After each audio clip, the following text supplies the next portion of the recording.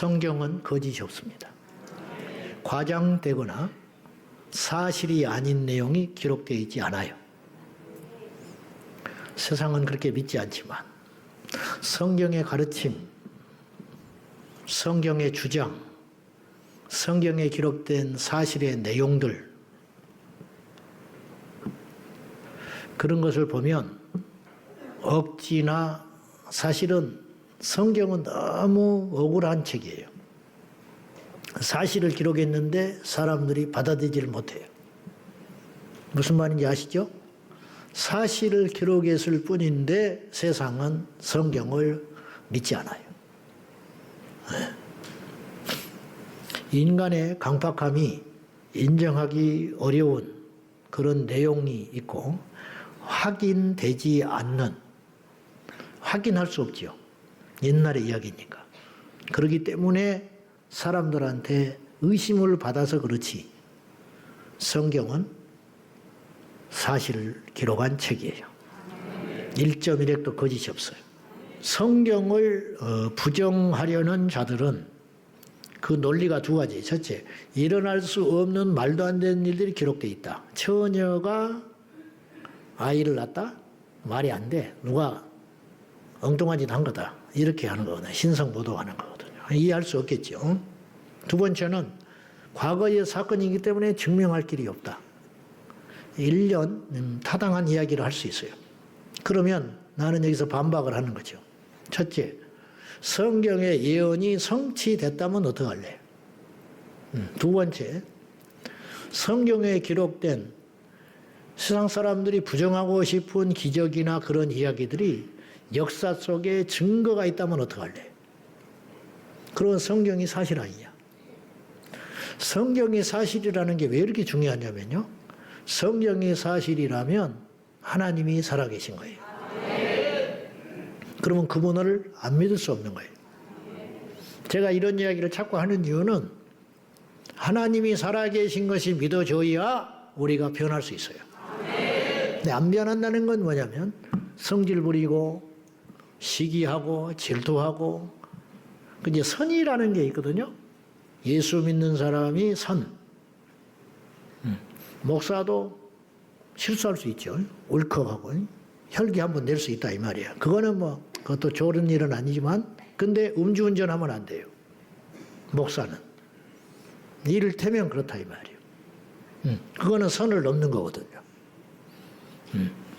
제자광성교회 다니는 성도가 이렇게 투닥투닥 할 수 있어요.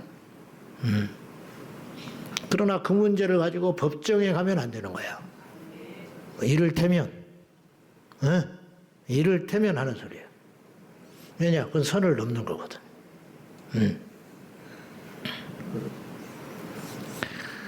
자, 성경은 그 예언이 정확히 성취되었고 성취되어 가는 중에 있어요.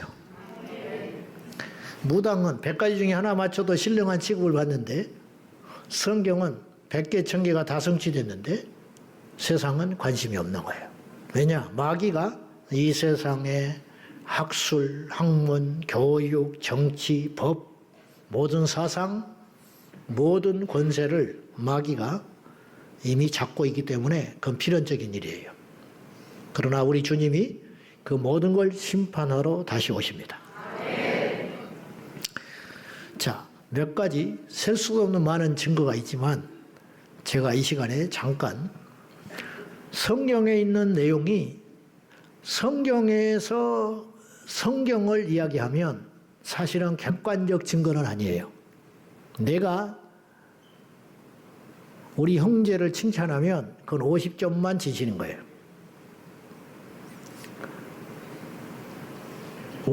내가 우리 교회를 자랑하고 다니면 50점이에요. 그러나 나는 가만히 있는데 어디 갔더니 외부 사람들이 우리 교회를 칭찬하면 그거는 다른 문제라는 거지. 성경의 예언이 성경에 성취되었다고 나오면 사실은 객관성은 떨어질 수 있어요. 그러므로 성경 외부에서의 증거가 성경의 사실들을 밝히고 있다면 그건 정말 사실인 거예요. 몇 가지 내가 예를 이야기를 해볼게요.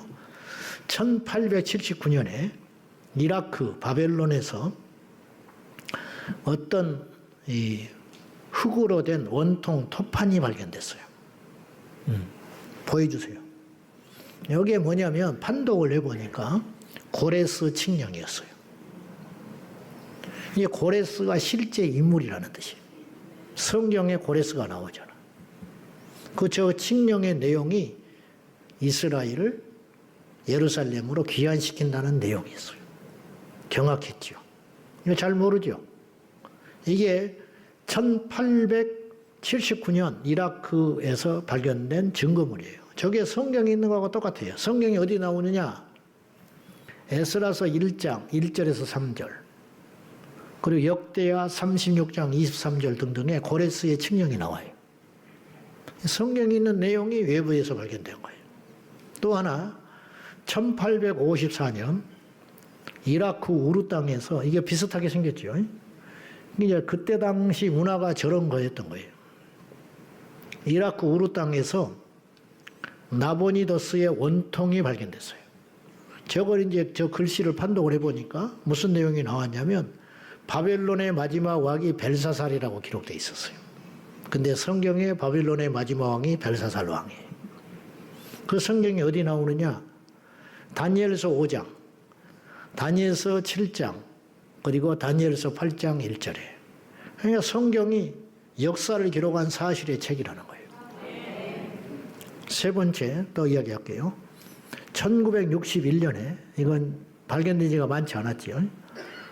카에사레아 마리티마라는 곳에서 빌라도의 돌 비문이 발견됐어요. 빌라도가 죽고 난 다음에 비문을 세우는 조각이 발견된 거예요.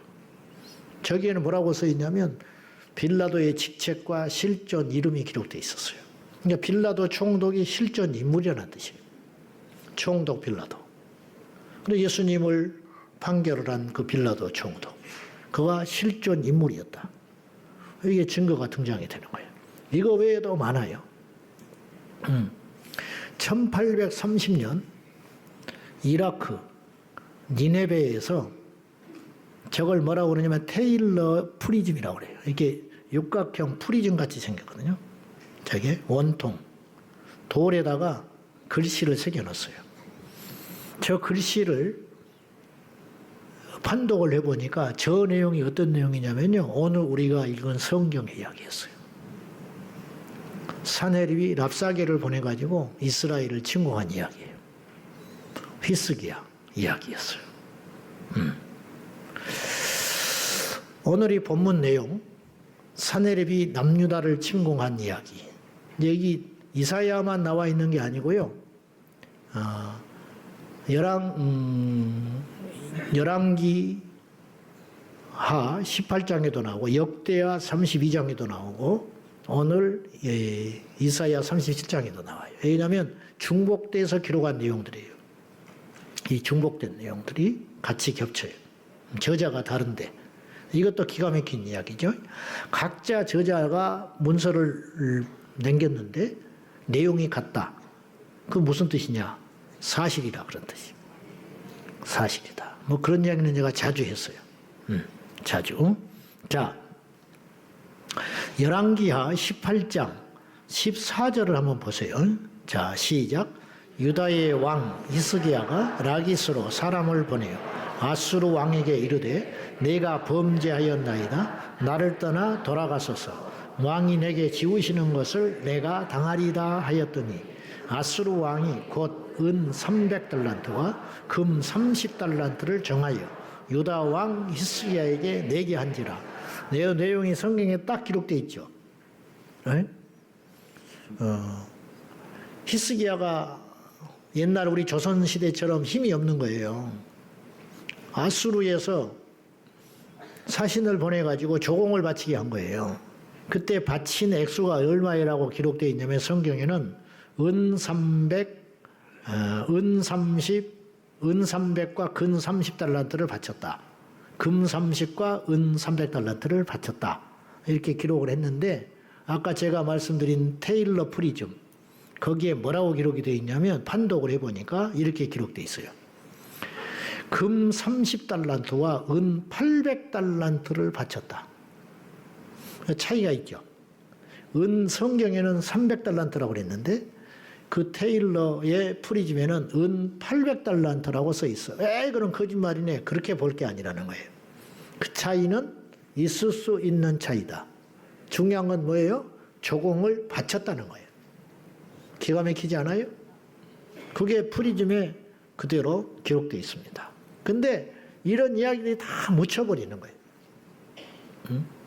최소한 저 판독을 한 사람은 예수를 믿어야 되는데 안 믿는 거죠. 왜 안 믿는지 알아요? 하나님이 버린 거예요. 여러분, 보지도 않고 믿는 사람이 있어요? 어떤 사람은 보고도 안 믿어요? 교회를 50년 다녔는데 안 믿는 사람이 있어요? 모태신앙이고 장로님 아들이고 목사가 됐는데 안 믿는 사람이 있어요. 그럼 그 사람 목회에 있지 않냐? 그거는 직업으로 목회한 거예요. 그러니까 죽었는데 지옥 가요. 여러분, 이 땅에 이제 이런 소리 하면 내가 공격도 받는데 사실이에요. 여러분, 이 땅에 목사들이 다 이단 빼고, 이단은 말할 것도 없고요. 뭐 이단은 아닌데 정통신학을 해서 공부해서 목사가 됐는데 그 수만 명의 목사가 다 천국 간다. 그것도 거짓말이에요. 그건 확률상 어려운 이야기예요. 어떻게 다 천국 가겠습니까? 천국 갈 확률이 많겠지요. 일반 성도보다는 좀 낮겠지요. 장로님들이 다 천국 간다. 그것도 거짓말이에요. 일반인보다는 많아요. 그죠? 그러나 100%는 아니라니까요. 응? 이게 불편한 진실이에요. 불편한 진실. 제가 말씀드리는 건 진짜가 되라 이 말이에요. 실로암 물가 이야기가 나와요, 성경에. 예수님이 침을 뱉어서 흙을 이겨가지고 눈에다가 붙여주시고 실로암 물가에서 쉬더라. 그랬죠? 그 실로암이 발견이 안 된 거예요. 근데 아십니까? 1960년대인가 발견됐다는 거 아세요? 우연히 발견돼서 봤더니 지하에 수로가 있어. 그게 실로암 물가였어요. 기가 막힌 거예요. 성경은 사실이에요. 아직 발견되지 않고 아직 과학이 성경을 못 따라가요. 무슨 말이냐면 성경의 사실이, 성경에 있는 기적들이 하나님께서 초자연적 역사로 일으킨 게 많기 때문에 인간의 과학이 미진할 때는 못 밝혀내는 거예요. 왜냐? 인간의 과학이 그 정도 미치지를 못해요. 근데 당황하는 것은 과학이 발전하고 나면 신을 부정하는 일이 생길 줄 알았는데 과학이 발전하니까 발전한 과학으로 성경을 증명하는 마귀에게는 아주 난처한 일이 자꾸 벌어지는 거예요. 이게 보도가 안 돼서 그렇지. 예를 들면 옛날에는 과학이 이 토양의 연도를 발견하는데 오차가 많고 한계가 있었는데 과학이 발전해서 이 토양을 지질을 검사를 하다 보니까 놀랍게도 창세기의 창조 순서대로 이 지층이 구조됐다는 것이 밝혀져 버린 거예요. 당황했죠. 무슨 말이냐? 태초에 빛이 있으라. 그 빛은요, 태양이 아니에요. 하나님의 빛이었어요. 태양은 언제 밝혀져요? 넷째 날 만드시죠. 해와 달을 만들어야 태양이 생긴 거 아니에요. 근데 그 전에 땅이 있었거든요. 근데 검사를 해보니까 햇빛을 한 번도 보지 못한 땅이 발견됐어요. 그 땅은 어떤 땅이에요? 3일, 4일 전에 만들어 놓은 땅이에요. 이게 이제 발견돼 버리는 거예요. 보도 안 되지요. 자, 흥미로운 것은 아까 말한 테일러 프리즘에는 아수르 제국이 이스라엘을 정복했다는 말이 안 나와요.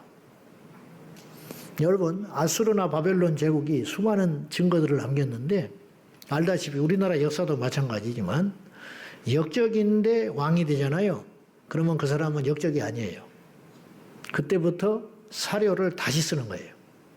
아시죠? 승자 독식에 의해서.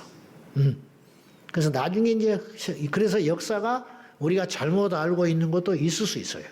끝까지. 근데 이제 나중에 밝혀지기도 하지요. 단종도 억울하게 죽었는데 그때 당시에는 그냥 나쁜 왕이었을 거예요. 근데 오랜 시간이 흐른 다음에 복권이 되죠. 이런 것처럼 역사라는 건 승자에 의해서 쓰여지거든요. 특히나 제국의 왕들은 무척이나 자존심이 강했고 신과 비길 만한 전 국민을, 백성을 가스라이팅을 했기 때문에 흠이 없어야 해요. 그리고 비참하게 패배한 거나 그런 건 기록을 안 남겨요. 전부 잘난 거, 이긴 거, 영토 넓힌 거, 그런 것만 기록을 남겨놓는 법이에요. 근데 테일러 프리즘에 아수르 제왕 이 사네립이 이스라엘을 정복했단 말이 안 나와. 그건 뭐냐? 정복에 실패했다 그런 뜻이에요. 정복했으면 자랑스럽게 기록을 해서 뭐 이런 걸 가져왔고 뭐 어떻게 했고 이렇게 했을 텐데 없어요. 정복했다는 말이 없는데 그 이유는 뭐냐? 성경에 그 진실이 밝혀져 있는 거예요. 아수르 제국의 제왕 사네립은 남유다 히스기야 왕 때 침공을 했지만 18만 5천을 잃어버리고 도망가가지고 얼마 후에 두 아들한테 암살당하고 그의 정권을 내줘야만 했어요. 그 성경에 있어요. 저는 그걸 대영제국가 지난번에 여름에 영국 가가지고 박물관에 가서 터판에서 확인을 했어요. 거기에 기록해 써 있었어요. 자, 그러니까 성경은 사실이다. 성경은. 테일러 프리즘의 석파는 성경 속 인물인 히스기야와 산헤립이 실존 인물이며 성경에 기록된 아시리아의 유다 침공이 역사적 사실임을 증명하는 세속의 기록물로서 중요한 유물이에요.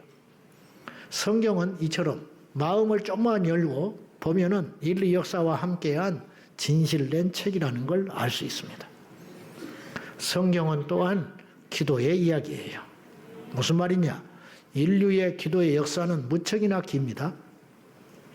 기도와 예배, 기도와 제사는요, 율법에서 시작된 게 아니에요. 율법이 있기 전에 제사가 있었어요. 아브라함은 알다시피 율법 전의 사람이에요. 율법이 오기 전에 500년 전에 살았어요.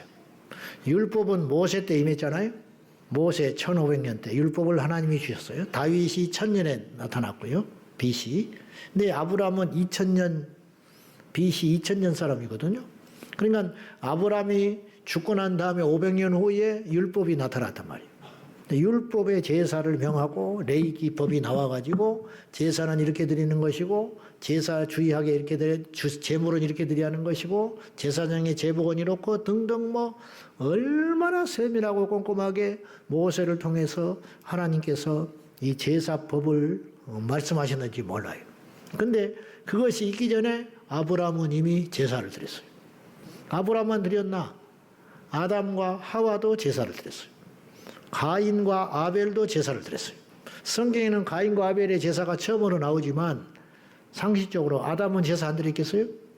에덴 동산에서 쫓겨난 후에 하나님을 만나는 유일한 방법이 제사였어요. 그래서 본능적으로 제사 지낸 거예요.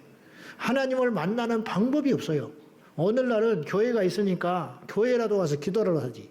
그때 당시 없잖아요. 성전도 없지, 아무것도 없지요. 그러니까 제단을 쌓고 하나님이 이곳에 오시라고 간절히 부르짖으면서 자기의 가장 중요한 가치 있는 제물, 어떤 이는 양식을, 어떤 이는 물을, 어떤 이는 사냥한 그 고기를 자기가 먹기도 부족한 거지만 정성스럽게 준비해가지고 그걸 불러 태워서 하나님께 드렸다고요. 피를 흘려서 드리고. 이거는 율법의 문제가 아니라 본능의 문제라는 거예요. 본능.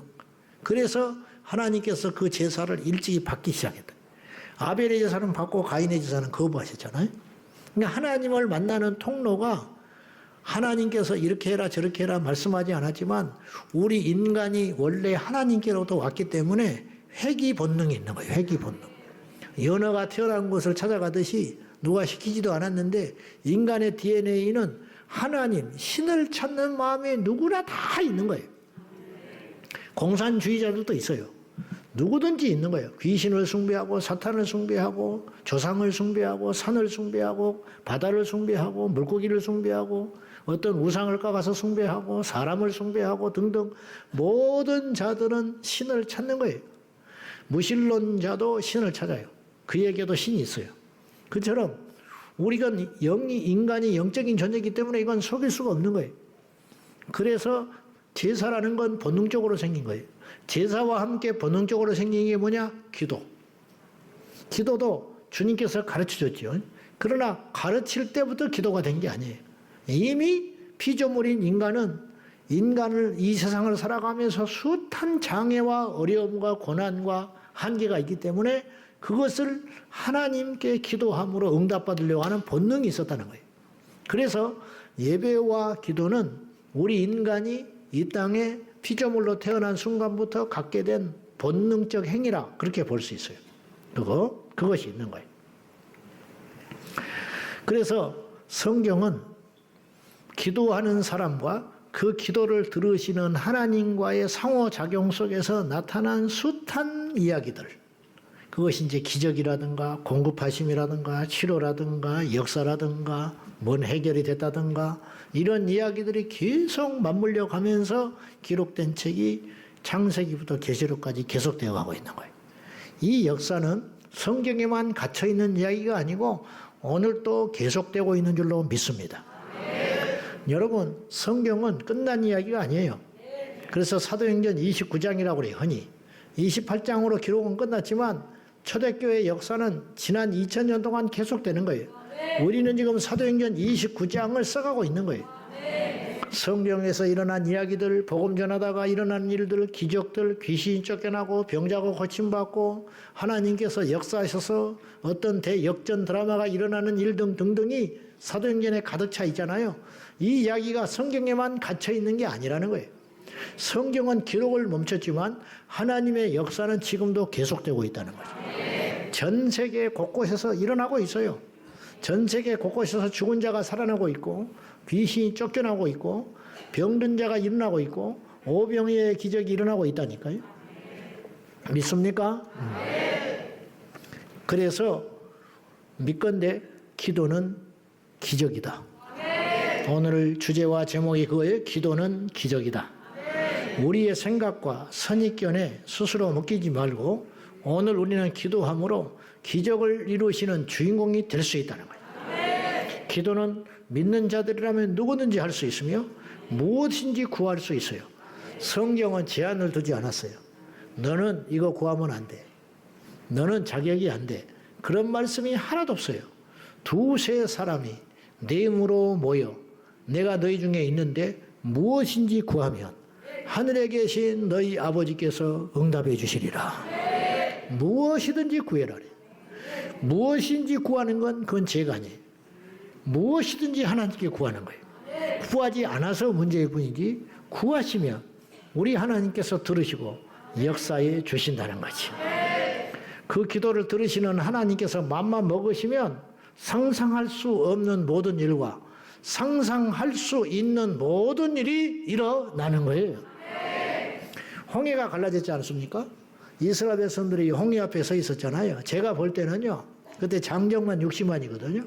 애들까지 합치면, 아내자들까지 합치면 최소 300만이라고요. 저는 그렇게 봐요. 약 300만의 어린아이와 아내자들, 그리고 미성년자 등등의 사람들이 꽉 차가지고 벌벌 떨고 있는데 그 300만 명 중에 단 한 명도 저는 바다가 갈라질 거라고 믿는 사람 없었을 거야. 제가 볼 때는 그래요. 우리는 그런 상상이 가능해. 왜? 과거에 2번이나 있었으니까. 요단강 갈라지고 홍해가 갈라졌어요. 근데 그들은 경험을 못 했잖아요. 그렇지 않습니까? 아브라함의 믿음이 얼마나 큰 믿음이고 위대한 믿음이냐면 우리는 이삭을 묶어가지고 장작더미 올려놓고 칼 들어서 죽이려고 했던 그 모리아산의 사건을 성경에 이제 보는데 그 이야기를 히브리서 기자는 해석을 했어요. 11장에서. 뭐냐?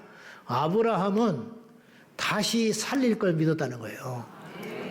이 믿음이 얼마나 대단한 믿음이냐 하나님이 인정하셨냐면 우리는 부활을 믿게 된 거예요. 왜냐? 예수님이 부활하셨거든요. 그리고 그분이 약속을 했어요. 너희도 부활을 한다고. 그렇기 때문에 비교적, 물론 그것도 만만치 않는 믿음이지만 믿을 수 있는 거라고요. 부활을 믿잖아요, 우리가. 그런데 아브라함은 부활을 듣지도 못했고 부활을 경험한 적도 없는 사람이에요. 근데 아브라함은 상상을 초월한 믿음을 가진 거예요. 내가 내 아들 이삭을 하나님께서 조각내서 불로 태워가지고 번제로 드리라고 했으니까 나는 드린다. 그래서 진짜 죽여가지고 각을 떠가지고 불로 태워서 죽여서 하나님께 번제로 드려버려도 하나님이 살린다. 도대체 이 믿음이 한계가 없잖아요, 아브라함이. 여러분, 우리도 이 믿음을 사모하기를 원해요. 아브라함은 기절했다가 뭐 그런 정도가 아니고 뭐 내가 땅을 100평 바치면 하나님께서 어떻게든지 몇 년 후에 다시 100평 돌려줄 거야. 그 정도의 믿음이 아니고 그것도 보통 믿음은 아니거든요. 그것도 보통 믿음은 아니에요. 내가 내 자식을 선교사로 드리죠. 아깝지만 요거 서울대학교 나온 놈인데 어떻게 멍청한 놈은 신학을 안 한다고 그러고 요거에 기대를 했는데 요놈이 어느 날 갑자기 제자강 성교에 나가지고 휘딱 뒤집어져가지고 나도 집 사고 권사지만은 참 죽겠네 죽었어. 그러면서 그냥 한탄하면서 고집을 부리고 멀쩡한 직장 그만두고 선교사만 간다고 고집을 부리니까 아이고 며칠 누워있다가 그냥 가라 그러면 할 수 없다. 그렇게도 그것도 보통 일은 아니라고. 그리고 보내면서 하나님께서 너를 먹이시고 입히시고 채워주시겠지. 파송한 교회도 없고 그렇다 치지만은 하나님이 너 굶기겠느냐. 그렇게 하고 그냥 믿고 보내는 것도 보통 믿음은 아니에요. 근데 그 정도의 믿음이 아니고 그냥 각을 떠가지고 불태워 죽여버려도 다시 살릴 수 있다는 믿음을 가졌다고 하니 도대체 그 믿음의 한계라는 게 어디에 있냐 이 말이에요. 우리도 그런 믿음 갖기를 원합니다. 그런 믿음. 예. 기적은요, 최악의 상황에서 일어나는 사건이에요. 성경에 보세요. 항상 궁지에 몰렸을 때 기적이 일어나는 거예요. 아까 내가 홍해 이야기 했지만은 나룻배가 있었으면 바다가 갈라질 일이 없어요. 뒤에서 애굽의 군사들이 추격해 오지 않았으면 뭐하러 그런 기적이 일어납니까? 그냥 빙 돌아가지고 어떻게 해서든지 세월이 한참 걸리더라도 가나안 땅에 들어가는 방법이 있을 거 아니에요. 그 길을 찾아서 가면 되지요. 근데 완전히 진퇴양난 외통수에 걸려들었잖아요. 뒤를 돌아보자니 애굽의 칼날에 죽을 것이냐, 앞으로 가서 물에 빠져 죽을 것이냐, 이래도 저래도 죽는 길밖에 없어요. 땅으로 꺼질 수도 없고 위로 날아갈 수도 없잖아요. 그런 상황이기 때문에 뭐가 필요해요? 기적이 필요하다는 거죠. 그렇기 때문에 나사로가 죽었어요. 죽으려고 한 것이 아니잖아요. 죽었다 뭐 좀 전에 죽었나? 나흘 됐어요. 시체에서 냄새가 나요. 끝난 거예요. 무슨 소망이 있습니까? 여러분, 살아 있어야 뭘 해보지요. 중병에 걸려서 끙끙 앓고 있다. 그러면 기회가 있는 거지, 주님이. 그래서 주님께 원망하잖아요. 주님이 계셨으면 죽지 않았을 거라고. 이게 이제 마르다가 가진 믿음인데 이것도 우리가 갖는 믿음의 한계인 거예요. 그래, 주님이 계셨으면 죽기 전에 고쳐주셨을 거라는 거예요. 이 믿음도 사실은 믿음이에요. 이것도 예수님을 믿기 때문에 나오는 믿음이에요. 예수님을 안 믿는 사람은 그런 믿음조차도 없지요. 그렇잖아요? 예수님이 계신다고 낫겠냐? 예수님이 계신다고 해서 데려가지도 않아. 근데 이 두 자매의 믿음이라는 거는 예수님이 계셨으면 우리 오라버지는 죽지 않고 분명히 살았을 것이다. 이 정도의 믿음을 갖고 있는 사람이는. 그것이 인간이 상상할 수 있는 수준의 믿음이라는 거예요. 그런데 예수님은 그걸 초월한 역사로 보답을 해주셨다는 거예요. 그건 뭐냐? 죽었고 나흘 됐고 냄새 났으면 끝난 것인데 그러한 모든 것이 끝나버린 절망의 상황 속에서 마르다와 마리아가 네 오라비가 살리라 그랬더니 어떻게 해석을 해요? 부활을 이야기하는 거예요. 마지막 날에는 살 것을 믿습니다. 이것도 보통 믿음은 아니에요. 우리 정도 수준의 믿음을 갖고 있는 거예요. 우리 예수님 다시 오시는 마지막 날 살아날 걸 믿고 있잖아요. 근데 마리아는 이걸 고백을 했어요. 이게 굉장한 믿음인 거예요. 우리 오라비가 죽었지만 영원히 끝나지 않고 마지막 날에 다시 살아나서 우리가 다시 만날 거예요. 이거 장례식 때 갖는 믿음이거든요. 이거 보통 믿음 아닙니다. 이거 진정한 제대로 된 믿음이거든요. 그것이 이 자매들이 갖고 있는 최상의 믿음 수준이었는데 예수님은 그걸 초월한 역사로 응답을 해주셨는데 그건 뭐냐? 네 오라비가 산다는 말은 그때 살아난다는 게 아니고 지금 살아난다 이거죠. 이게 인간이 상상할 수 없는 일이 일어난다는 거예요. 이 말씀을 믿음으로 취하시라 이 말이에요. 우리 것이 되도록. 기적은 최악의 상황에서 일어나는 거예요. 우리가 할 수 있는데 기적이 무슨 필요가 있어요? 내가 돈 벌어서 땀 흘려서 돈 벌어서 먹고 살면 되지. 그러나 안 되는 거지요. 내가 움직여서 갈 수 있는데 기적이 왜 필요해요? 그냥 걸어가면 되는 거지요. 그러나 그렇지 못할 때, 끝나버렸을 때, 나면서부터 안진병이 된 자가 사고로 있다든지 안진병이 된 지가 얼마 안 됐다든지 그것이 아니잖아요. 끝났잖아요. 한 번도 걸어본 적이 없는데 무슨 소리 일어납니까? 근데 그때 기적이 필요하더라는 거죠. 그때 풍랑이 덮쳤을 때 기적이 필요한 거예요. 풍랑이 잔잔한데 기적이 무슨 필요가 있어요? 우리나라도 마찬가지고 우리 자녀들도 마찬가지고 우리 교회도 마찬가지고 우리 성도들도 마찬가지고 내 개인도 마찬가지라 이 말이죠. 뭐냐? 기적이 필요하다. 그럼 어느 때 기적이 필요하냐? 최악의 상황이니까. 모든 것이 막혔으니까. 그때 기적이 필요하다는 것이죠. 오늘 본문의 배경은 이사야서 36장 1절을 보면 알 수 있습니다. 한번 보십시다. 다 같이 시작.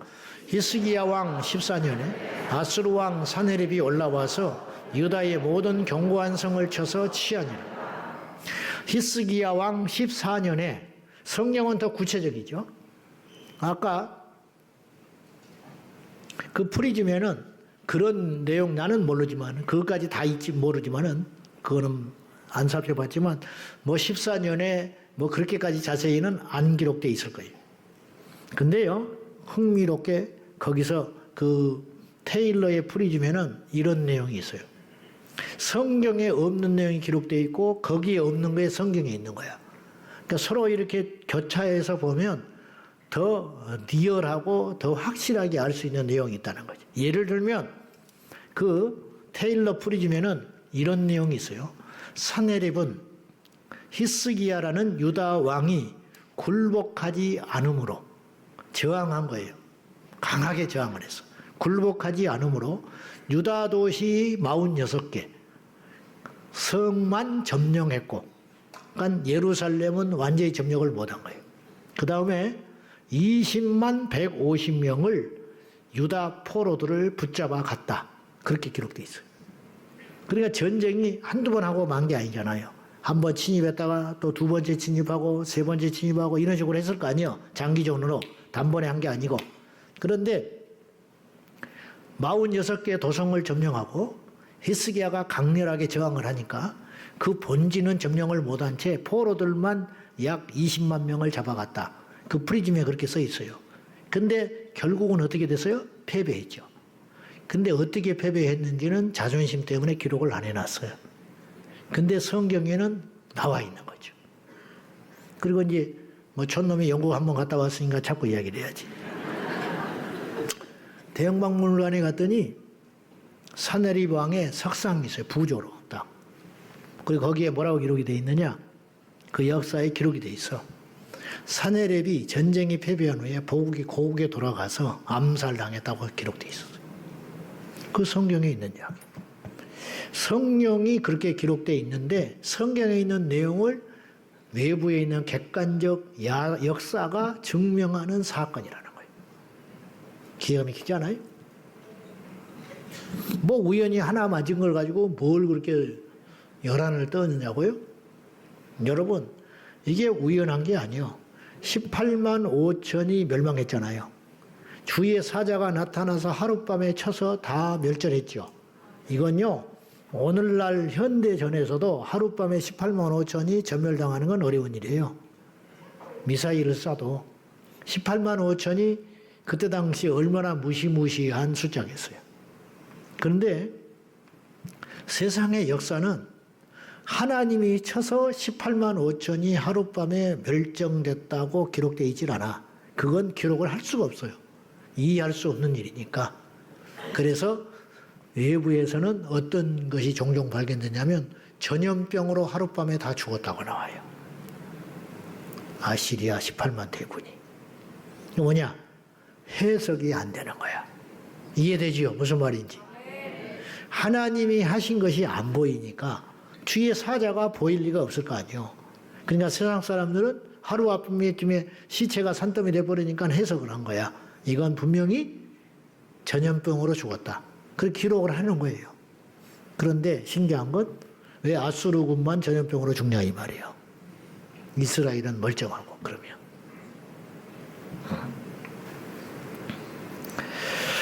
아시리아 대군을 이끌고 남유다를 침공한 사네립은 항복을 권합니다. 좋게 끝내자. 어차피 안 되는 싸움. 그렇게 계속 협박하고 회유하고 조롱하고 겁을 주는 거죠. 그 회유의 협박의 편지를 받은 히스기야는 그 편지를 여호와의 전에 가지고 올라가 절박한 기도를 드렸습니다. 그 기도 내용이 오늘 우리가 읽은 본문의 이야기인 것이죠. 자, 우리 14절 한번 다시 봐요. 그때 심정이 어떠했는지 한번 보세요. 다 같이 시작. 히스기야가 그 사자들의 손에서 글을 받아보고 여호와의 전에 올라가서 그 글을 여호와 앞에 펴놓고. 오늘 여러분들이 하나님께 이르러 온 거예요. 이 히스기야의 심정이 있어야 되는 거예요. 히스기야가 아수르 사네립을 이길 확률은 단 0.00001%도 없어요. 못 이겨요. 요새 같으면 뭐 원자폭탄이 있다면 해볼 만하지요. 뭐 비밀의 무기가 있다면 해볼 만하지요. 도와주는 우군이 있다면 해볼 만하지요. 안 돼요. 이거는 계산이 딱 나오는 거예요. 그 당시에는 숫자 싸움이에요. 창을 들고 칼을 들고 싸우기 때문에 포도 없는 시대이기 때문에 어떤 해볼 수가 없는 거예요. 대포라도 있어야 신무기라도 있어야 해보는 거죠. 이건 전쟁에 역전이 일어난다는 건 불가능한 일이에요. 그러니까 있을 수 없는 일이에요. 이런 절박한 상황에 그 협박의 편지를 받아들고 두렵고 하나님 앞에 너무 한스러워가지고 그래서 히스기야가 다른 본문에서 뭐라고 하나님 앞에 하소연을 하냐면 그 신하한테 베옷을 입었어요. 히스기야가 속에 베옷을 입었어. 너무 참혹하니까 고통을 느끼려고. 그러면서 하는 말이 자기 신세가 지금 뭐냐면 애를 잉태했는데 낳을 힘이 없다 그랬어. 전쟁에 이기고 싶은데 힘이 없다. 내가 왕으로서 뭔가를 해보고 싶은데 할 수 있는 게 하나도 없다. 히스기야의 입장과 심정이 그런 거예요. 그걸 가지고 하나님 앞에 올라간 거예요. 그 편지를 놓고 하나님 보십시오. 나는 이렇게 힘이 없고 내가 왕이라도 할 수 없는 사람이고 하나님의 백성들이 이렇게 처참하게 조롱을 당하고 모욕을 당하고 이렇게 멸망하기 직전인데 어찌하면 좋냐고 하나님께 가져온 거예요. 오늘 여러분들이 그 자세가 필요하다는 거예요. 우리가 지금 하나님 앞에 그걸 갖고 와야 돼. 하나님, 우리 가정이 이렇습니다. 방법이 없습니다. 주님, 내 자식이 지금 이렇습니다. 주님, 내 남편이 이렇습니다. 주님, 내 아내가 그렇습니다. 우리 부모가 그렇고 우리 형제가 그렇습니다. 하나님, 내 사업이 지금 이 지경입니다. 하나님, 이 나라가 이 지경입니다. 하나님, 이 나라의 미래가 이 지경이고 이 땅의 교회가 빛이 보이지를 않고 우리 자식들이 이 지경입니다. 어찌하면 좋습니까? 나는 아무것도 할 수 있는 게 없습니다. 하나님이 해주지 않으면 끝장나는 것입니다. 하나님 이 밤에 해결해 주지 않으면 나는 없습니다. 하나님 이 밤에 역사하지 않으면 나는 끝입니다. 어찌하면 좋냐고 히스기야가 그 편지를 여호와의 전에 들고 가서 펴놓고 하나님 어떻게 하십니까? 살려주시라고 그렇게 기도했어요. 오늘 우리가 그 기도가 필요하다 이 말이에요.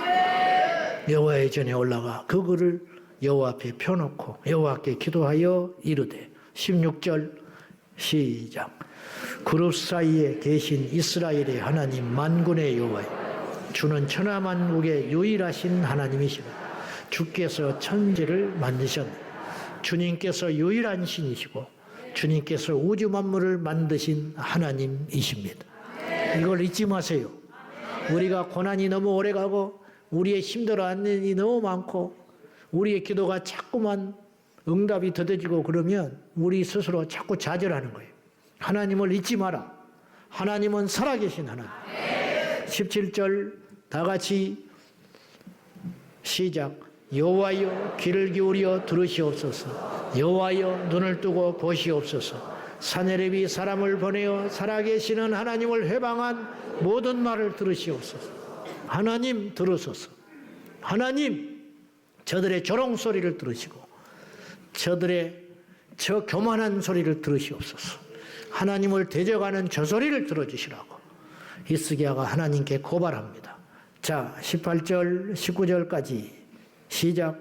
여호와여 아수르 왕들이 과연 열국과 그들의 땅을 황폐하게 하였고 그들의 신들은 불에 던졌사오나 그들은 신이 아니라 사람의 손으로 만든 것일 뿐이요 나무와 돌이라 그러므로 멸망을 당하였네.